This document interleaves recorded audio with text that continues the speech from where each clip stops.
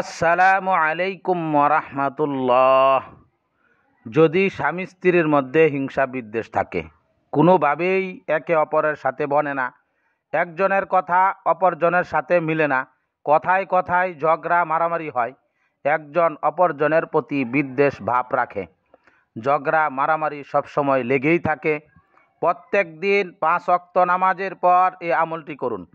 স্বামী স্ত্রীর মধ্যে যে কোনো একজন এটি করতে পারেন।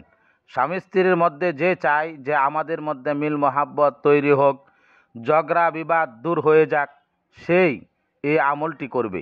5 ওয়াক্ত নামাজের পরে বসে সর্বপ্রথম 11 বার দুরূদ শরীফ পড়ুন, অতঃপর এই আয়াতটি 100 বার পড়ুন। সূরা আরাফ আয়াত 196। ইন্না ওয়ালিয়্যাল্লাহুল্লাযী নাযালাল কিতাব ওয়া হুয়া ইয়াতাওয়াল্লাস সালিহিন।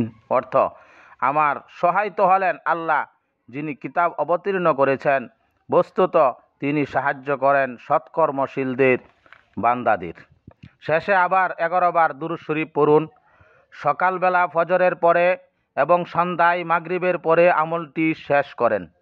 সেজদায় মাথা রেখে দোয়া করুন, হে আল্লাহ, আমার স্ত্রীকে আমার আনুগত্যশীল বানিয়ে দিন। অথবা দোয়া করবেন, হে আল্লাহ, আমার স্বামীকে সঠিক বুঝ দান করুন, স্বামী যেন ভালো হয়ে যায়, স্বামী যেন আমাকে ভালোবাসে, এইভাবে দোয়া করুন। আপনার মন মতো দোয়া করুন, প্রতিদিন এইভাবে আমলটি করতে থাকুন। ইনশাআল্লাহ 10 দিনের আগেই দেখবেন মহাব্বতে ভরপুর হয়ে গিয়েছে।